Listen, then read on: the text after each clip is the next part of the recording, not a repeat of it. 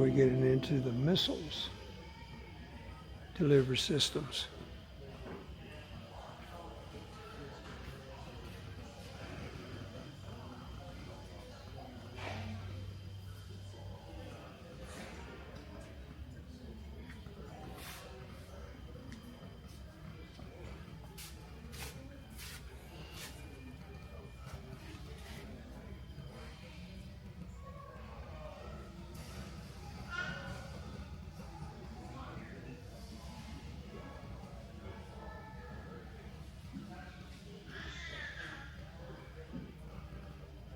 Atomic demolition munition.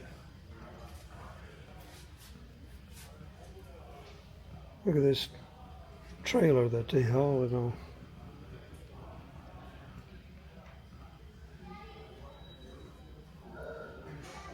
And what is this case for? Honest John M31. Nuclear-tipped rocket deployed by the United States Army. It's a simple free-flight rocket capable of delivering a nuclear warhead. This highly mobile system was designed to fire like conventional artillery in battlefield areas. The first Honest John battalions were deployed in Europe in the spring of 1954. This solid fuel rocket was by far the easiest to operate of all U.S.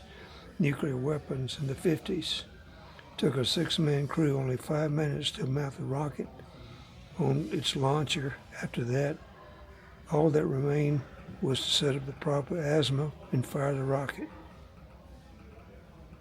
It was replaced by the M50 improved Honest John.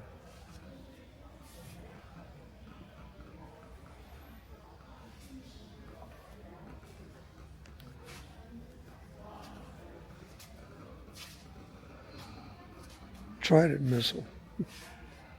These were launched from submarines.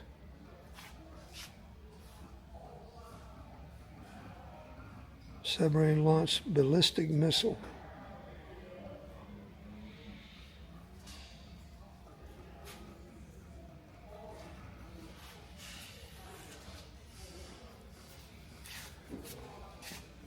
And what is this one right here? I guess it's just a regular bomb.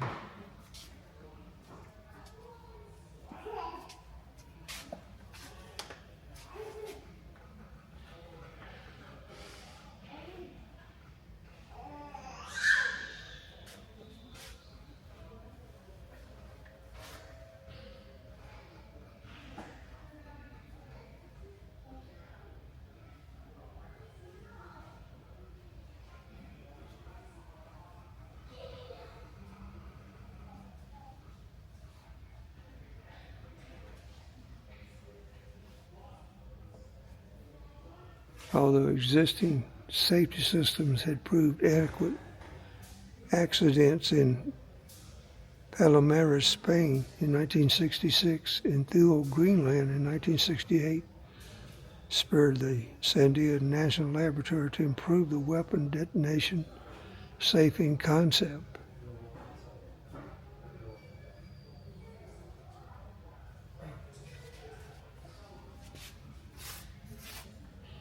And these are some of the switches that were safety devices, I guess.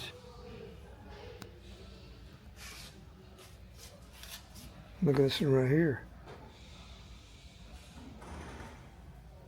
It's not very big. The M7, initially produced in 1952, was the first nuclear weapon that could be carried by U.S. Air Force and U.S. Navy fighter aircraft. Must be this one. No? Maybe this one.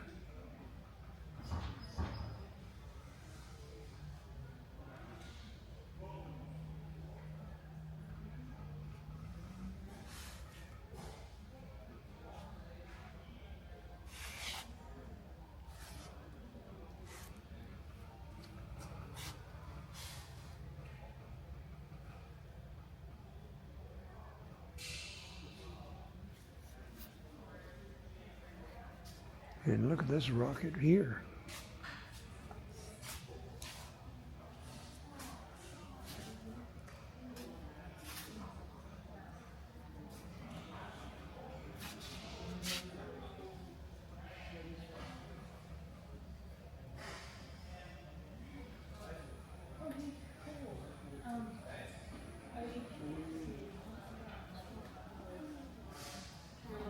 I don't know what this is here.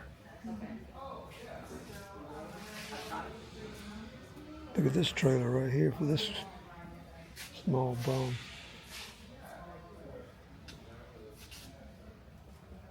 Triad.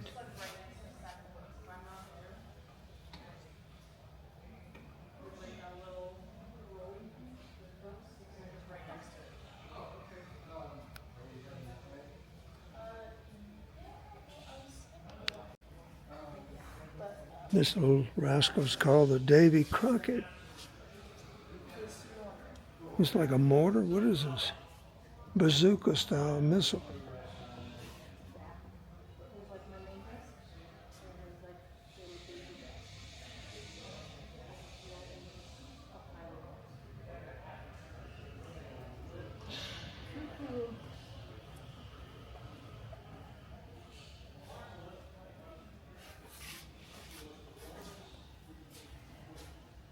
Short-range attack missile, B-57, nuclear weapon, guided weapon, walleye,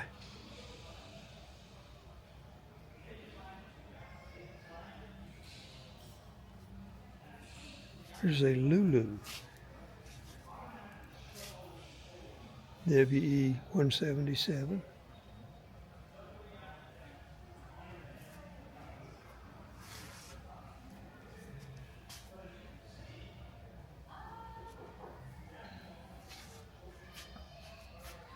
the WE-177 was the last airdrop nuclear bomb of the British Armed Forces.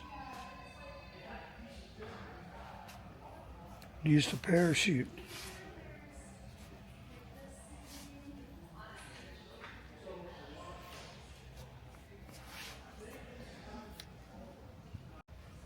And what is this missile here?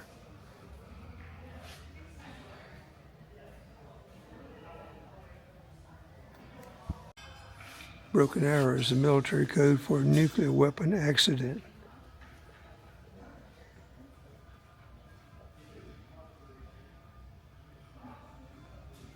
May 22nd, 1957, a 41,000-pound Mark 17 thermonuclear bomb dropped from the bay of the B-36 just south of Albuquerque Airport on its way to Kirkland Air Force Base. The B-36 was ferrying the weapon from Briggs Air Force Base near El Paso.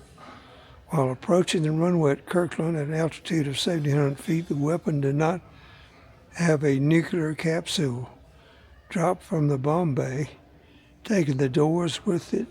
The weapon parachutes were deployed but did not sufficiently retard the fall because of low altitude. It was thought that the bomb broke loose because of air turbulence or accidental pull of the release mechanism. The high explosive component of the Mark 17 bomb exploded and created a crater about 25 feet by 12 feet. Fragments and debris were scattered far as 1 mile from the point of impact. Recovery and cleanup efforts were conducted and radiation measures were made at the lip of the crater. No radioactivity was found in the area. Is that the bomb there? Or what was left of it?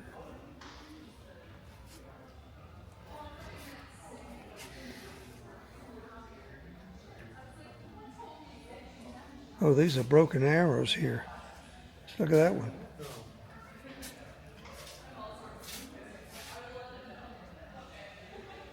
And this one.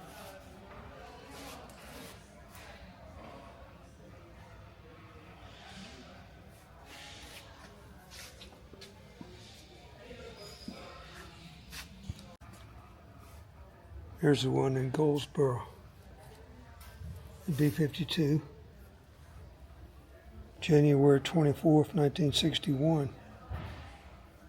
A 12-volt safety device prevented it from exploding.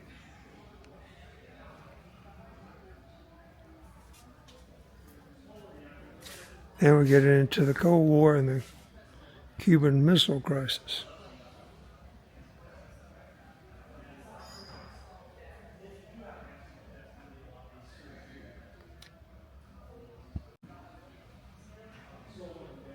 October 22nd, 1962. Kennedy announced in a nationwide television broadcast that they were boycotting, or they were, what do they call it? Quarantining?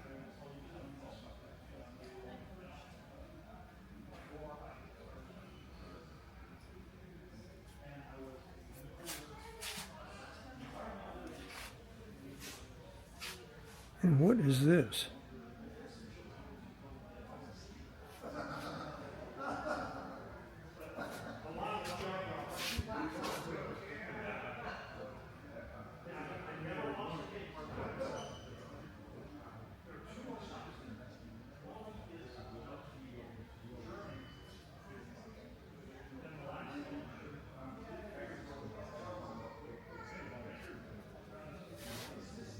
This is a fire engine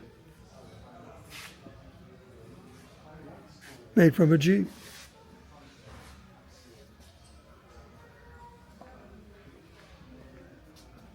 Doomsday clock.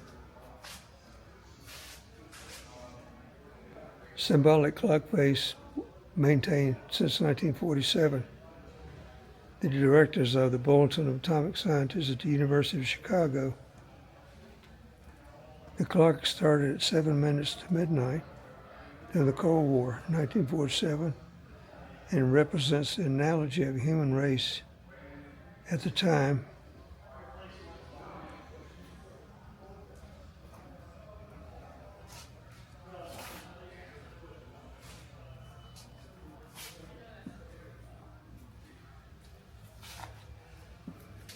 Is this the nose cone? Is this where the weapon was? Well, where is the weapon?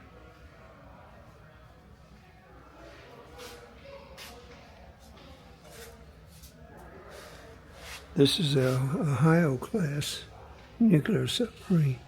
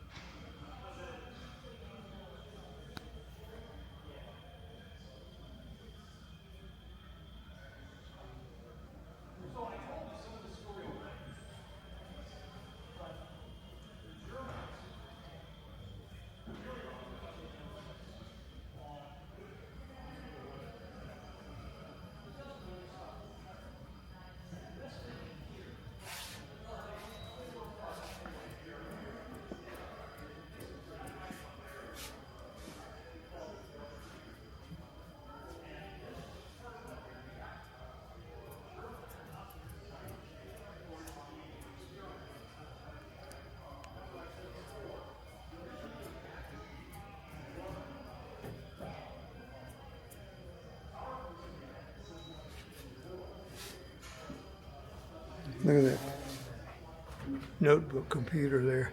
How thick it is. This is during the Cold War.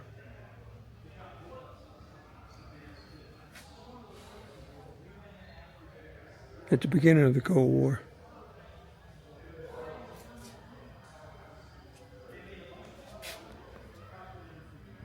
After the Cold War ends, after 40 years, the Cold War came to an end.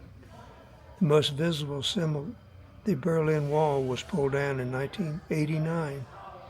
Scenes from these photos reflect not only its destruction, but also the source of aura surrounded the wall during the years of its existence.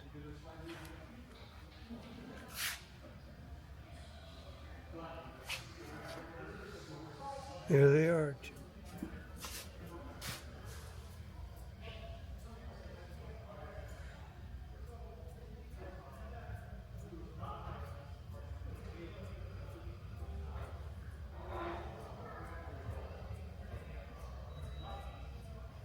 November the 89 was when the Berlin Wall was torn down. 1991, all of the republics of the Soviet Union were pressing for their independence. On December 25, 1991, Mikhail Gorbachev resigns as president of the Soviet Union, and the next day the Soviet Union dissolved. The red Soviet flag atop the Kremlin was replaced with the white, red, and blue flag of the pre-revolutionary Russia. The Cold War was over. Or has it just morphed? Atomic cannon projectile.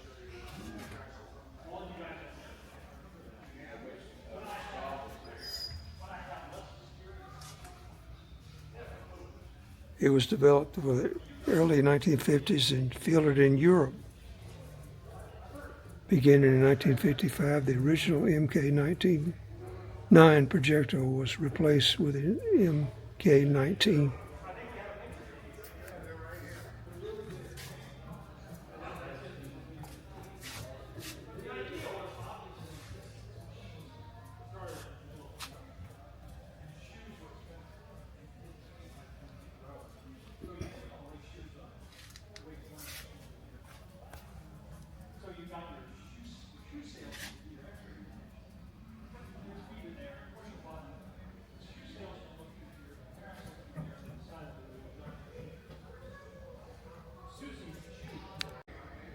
There we go, the B-83.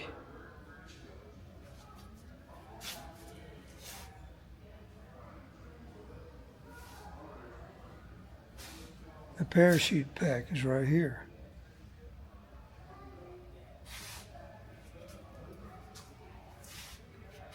Nuclear arsenal card. The gravity bomb deployed by B-52s, B-1s, and B-2s. Free fall air or ground burst.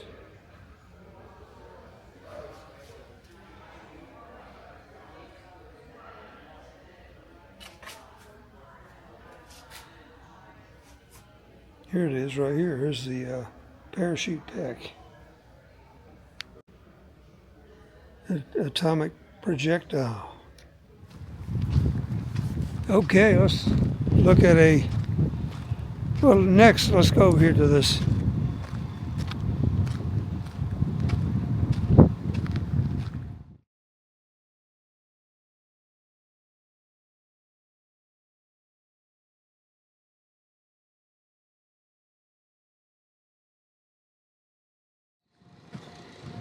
I think this was the first all-jet bomber. It had 6 engines.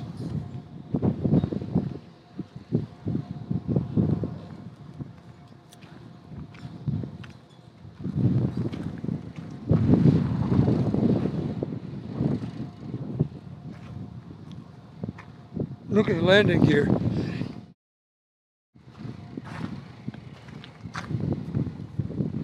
Main landing gear was in the fuselage and had these out-layer wheels for balance. Seems kind of Stratojet, jet powered.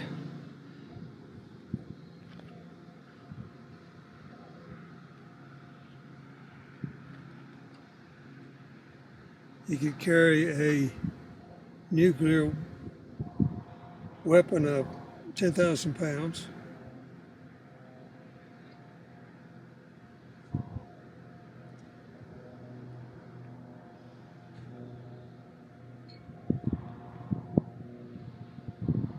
Imagine the noise this engine's made. Cruising speed 560 miles an hour. Range 3,500 miles. Service ceiling 3930. Weight 326,000 pounds. Crew of 3. Pilot, co-pilot, radio operator, gunner.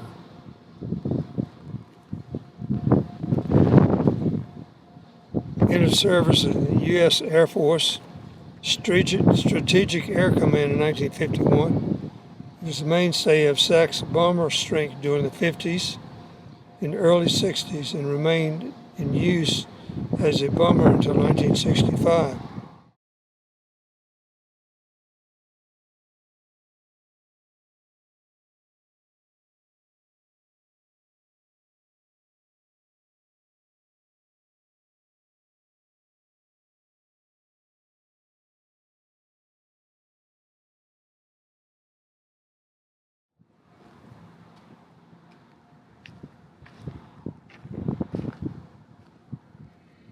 Was this one of the bombs?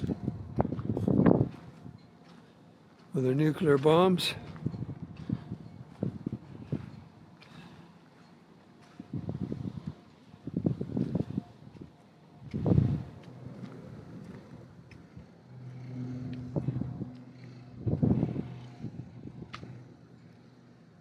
Peacekeeper missile.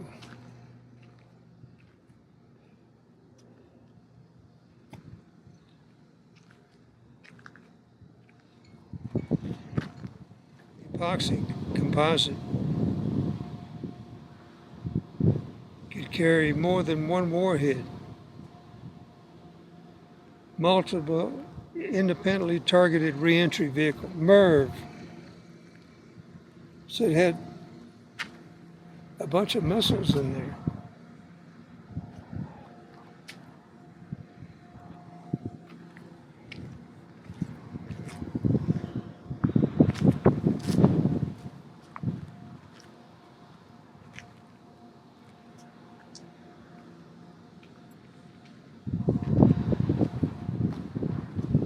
Look at the size of this one.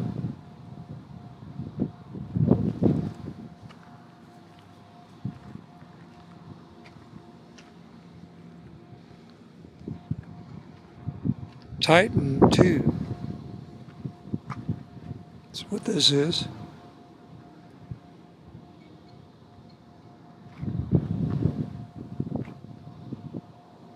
ICBM.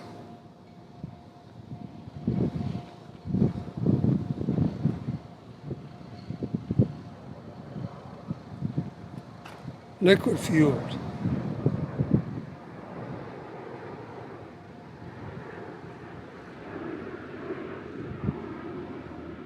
Transport wagons. Each section had its own transport wagon.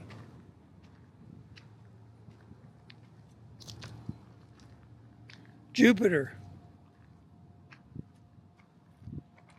1960 to 63.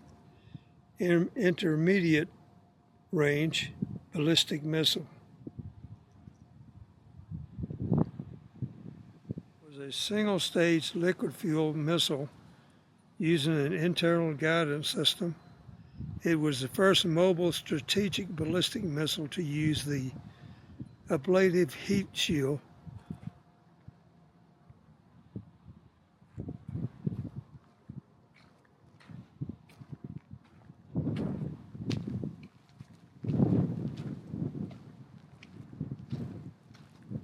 Not too many times did you get to be up close to a missile. Man, this one is a monster here.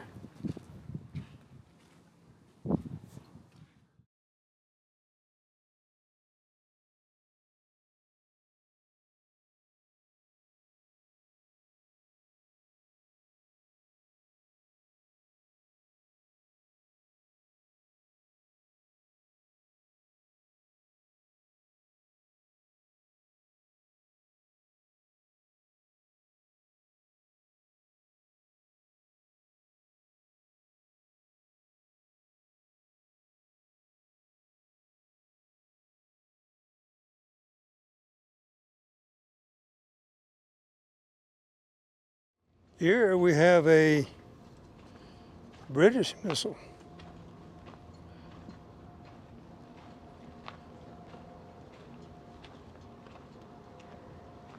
Did the Air Force use them? I don't know.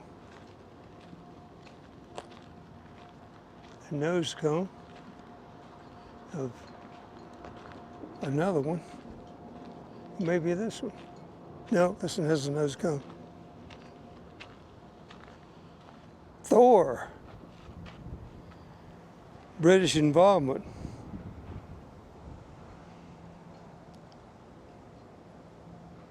The Thor was an intermediate range ballistic missile, product of the Cold War race to deploy nuclear-armed missiles before the Soviet Union. The Thor was designed to be an interim nuclear deterrent, while the United States Air Force developed the long-range ICBM. It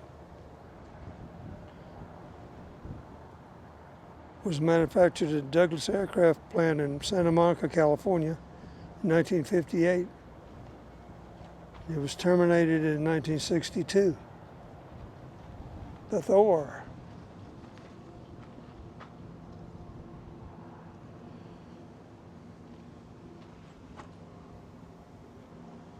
And what is this one?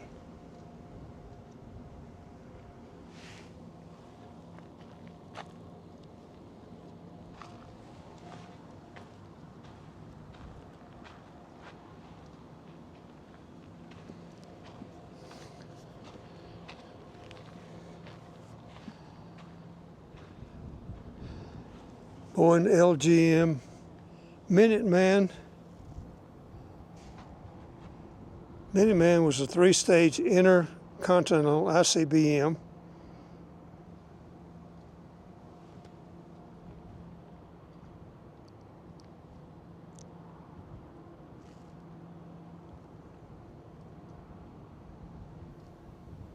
A total of 1,850 missiles of all versions were built between 1962 and 1978. Minuteman III is the only land-based ICBM in the U.S. Air Force inventory. It is expected to be in service until 2030.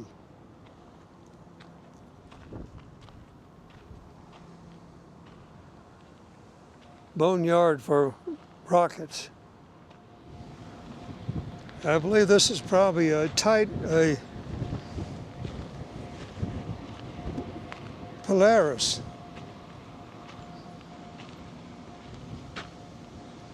Polaris submarine missile.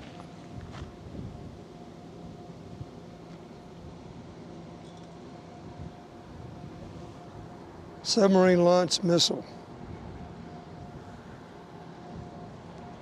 Two-stage solid fuel rocket. Between 1959 and 1966, the U.S. commissioned 41 nuclear-powered ballistic missile submarines, carrying 16 Polaris missiles. First of them, the USS George Washington, made the first underwater launch of a Polaris A-1 missile in April 1960. The Polaris was upgraded over its service life with improved guidance. Beginning in 1972, the Navy began replacing Polaris on the submarines with Poseidon missiles. The last Polaris missiles were retired in 1980. With the arrival of the Trident missile, the Royal Navy continued to use the Polaris up until 1996.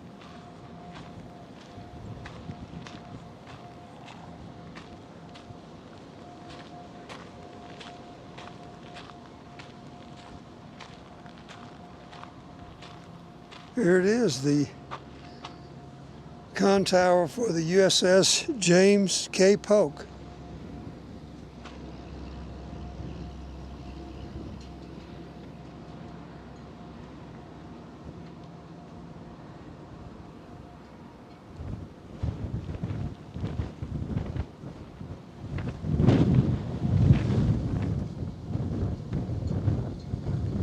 The James Polk completed her last her 66th and last strategic deterrent patrol in August 1991.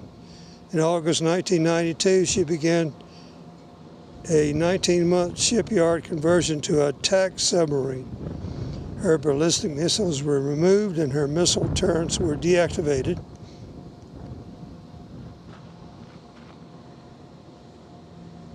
July 8, 1999, James K. Polk was decommissioned at the Puget Sound Naval Shipyard in Bremerton, Washington. She was stricken from the Naval Vessel Register the same day. Before her scrapping, the conning tower and sailplanes were transferred to the National Atomic Museum for public display. So this is the conning tower and the sailplane wings in the hatch. This would be the hatch. Or maybe that's a missile hatch.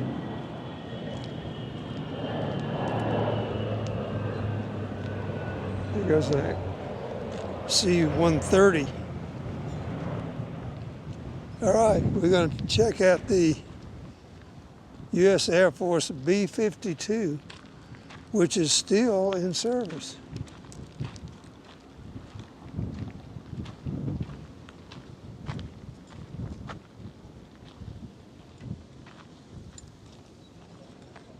That guy has a dummy. He has a dummy in that wheelchair. It's not a real person. What is going on?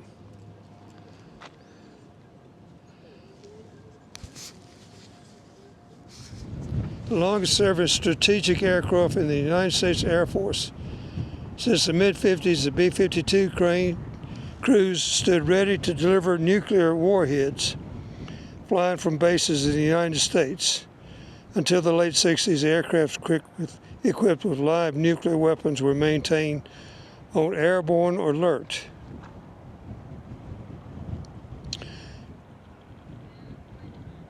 With the advent of the surface-to-air missiles in the 1960s, the B-52 successfully shifted from high to low-level weapon delivery. The war in Vietnam brought a different mission: high-level tactical bombing with old-fashioned conventional iron bombs, a mission it would repeat decades later in Iraq and Afghanistan.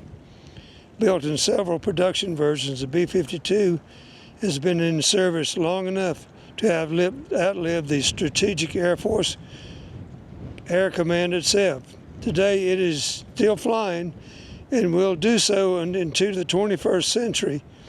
One saying that is popular with today's air crews is, the last B-52 pilot has been born.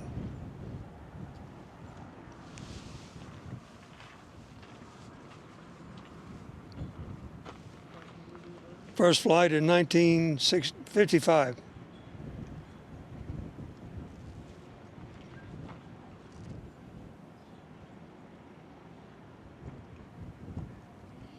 It was here in Kirkland Air Force Base, which is right over there. The main landing gear on the B-52 is on the fuselage, but they had two sets of wheels, so 4 wheels for each landing gear. And look at this missile here. I guess it would be mounted up there. Well, look at this. This is a cruise missile. And I guess this is a replica of a nuclear bomb. Yes, the B-53 thermonuclear weapon. One of the longest-lived nuclear weapons fielded by the United States, and it remains a key element in nuclear deterrence until retired in 1997. First produced in 1962, it was equipped with 5 parachutes, 1 5-foot pilot chute, 1 16-foot chute, and 3 48-foot chutes. However, the can containing the parachutes also be jettisoned for a free fall delivery. The B-53 had an air burst, contact burst, and laydown delayed action. The bomb lift trailer, MHU-7-M. That's it right there. Look, there's the parachute.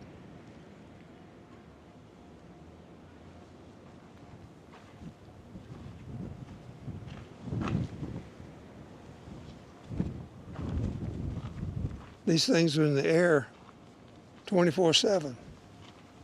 Somewhere. All right, we have missiles. Big time missiles.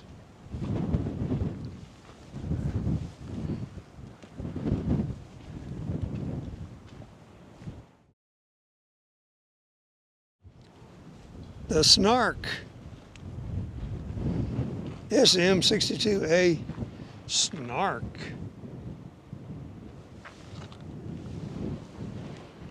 Named for a fictional animal from Lewis Carroll poem, The Hunting of the Snark. It is a nuclear-armed intercontinental range subsonic cruise missile developed by the U.S. Air Force. The cruise missile was seen as an alternative to ballistic missiles. Both technologies were suffering from development troubles, but the Snark and other cruise missiles were at first believed to be more likely to succeed. In January 1st, 1959, the U.S. Air Force activated the 702nd Strategic Missile Wing. After a period of training, a total of 30 missiles were deployed, and the unit was declared operational in 1961. When was it deactivated? That's a pretty big missile. And this is another cruise missile here, I'm guessing. We shall find out. The Mace was an early cruise missile, subsonic, turbojet powered. Its automatic terrain recognition and navigation guidance system corrected for any deviation in the programmed route. And this one's got 2 engines.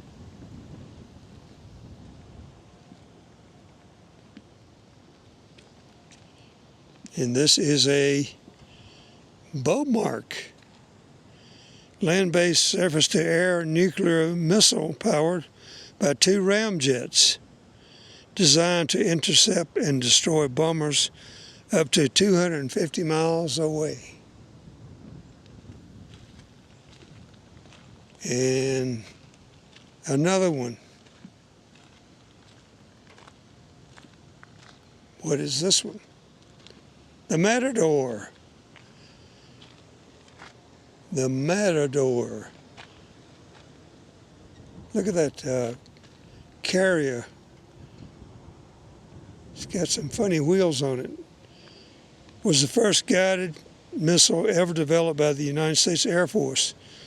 The surface-to-surface missile was capable of carrying a conventional nuclear warhead. Development began in 1945. The first Matador unit was deployed overseas in West Germany in 1954. Phase-out began in 1959 in favor of Mace. The Matador. Olé! What are these, fuel tanks?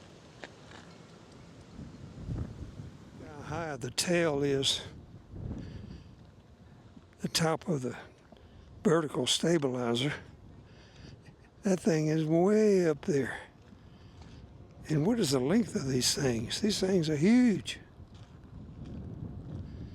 It's got some kind of radar unit in this tail.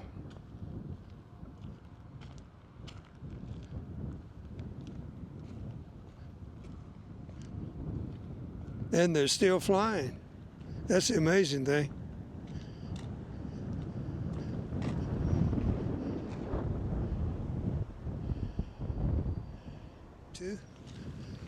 Let's find out. No, B-58.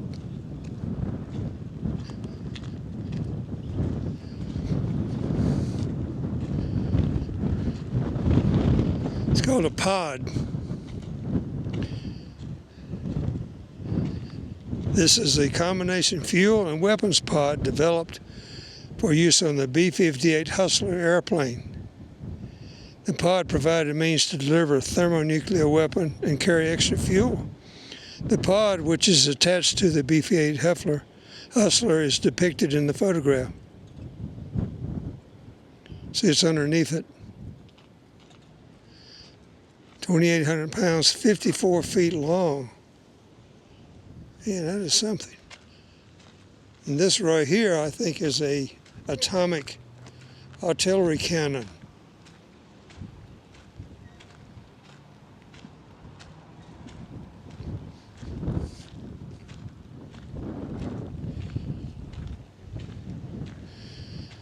Look how high it is off the ground. And then it has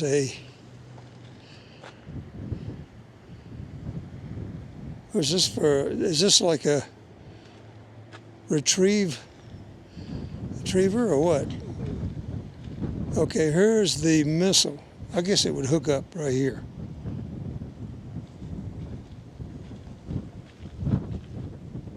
Here's the cannon.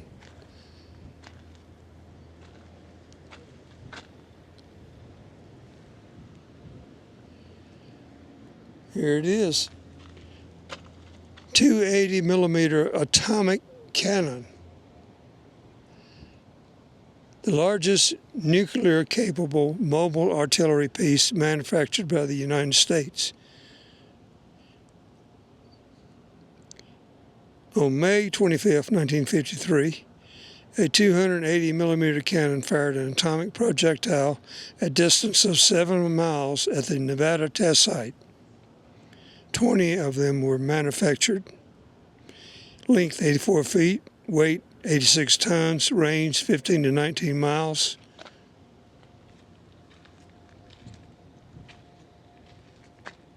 And what's this right here? They could set it up and rotate it.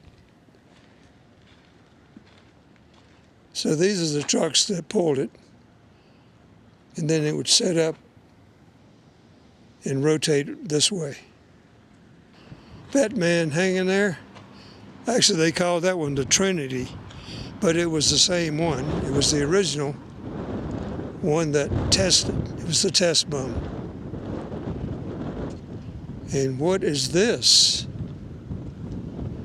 Explosive is what it is.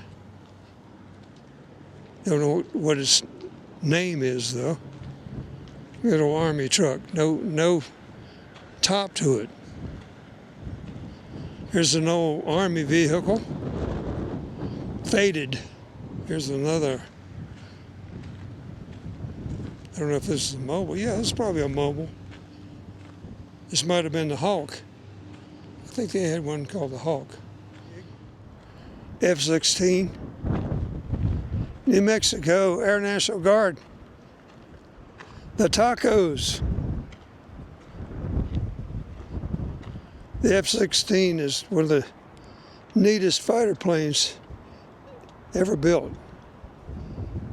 It was almost sexy looking.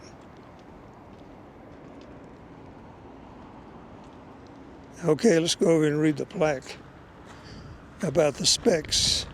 There's a bomb carrier device, bomb loader.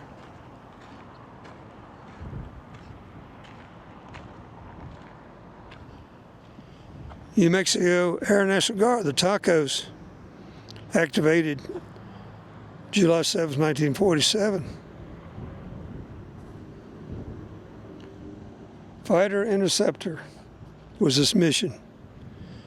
F-16 Falcon Viper evolved from the 1972 Air Force lightweight fighter program, which sought a small, lightweight, low-cost air superiority day fighter designed for high performance and ease of maintenance.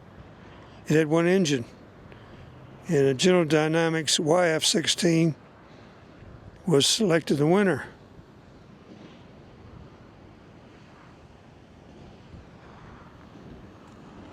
That is a sexy airplane there. Okay, what about this MiG here? What is this? Look how the front wheel is. And it's very close to the ground there, isn't it? That fuel tank. Or is that a bomb?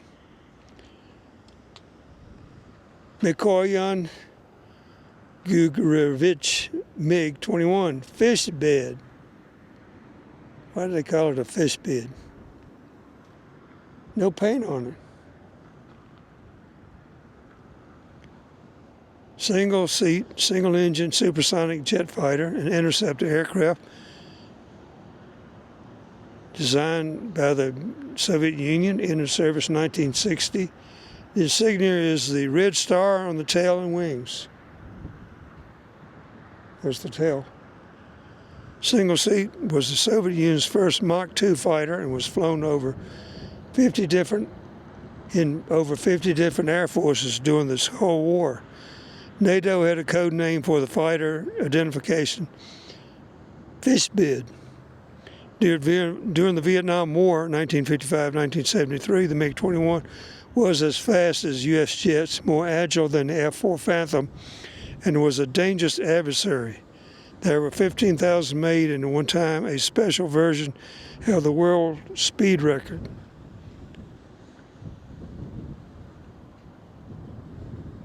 (1,300 miles an hour, range 870,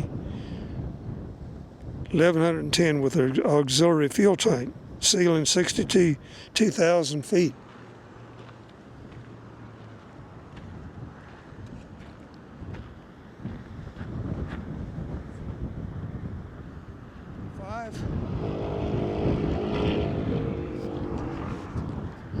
I do believe F-105. Thunder Chief. 1951 is when it was developed, deployed for NATO in 1959, saw extensive service during the Vietnam War and later became the workhorse of the Air National Guard. For deployment in Southeast Asia during the Vietnam War, the aircraft were modified to carry a large conventional weapons load. Some were modified to attack and destroy surface-to-air missile radar sites in North Vietnam. These aircraft were called Wild Weasels. The last F-105 was taken out of service in 1984.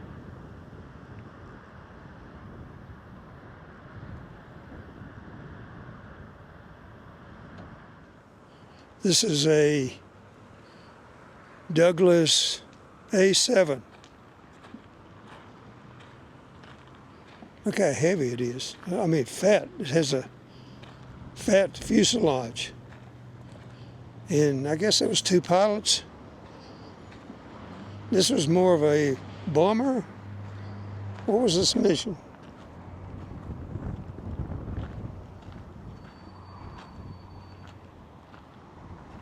We'll find out here shortly.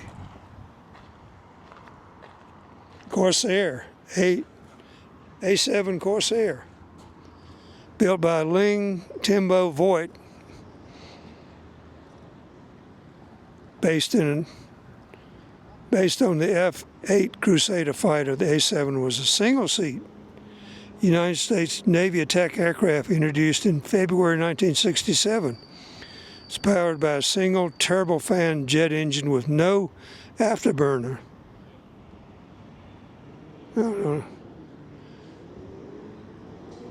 Outboard ailerons were added and the structure was strengthened to carry a maximum weapons load of 15,000 pounds.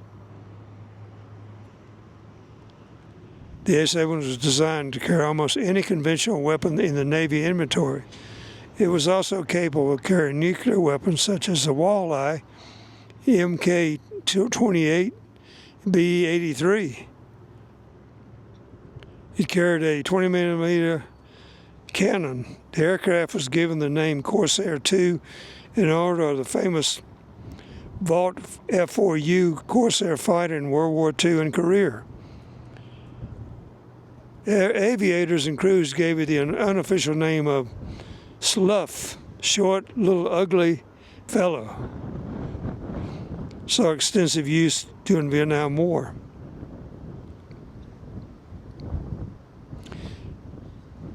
It was taken out of service when the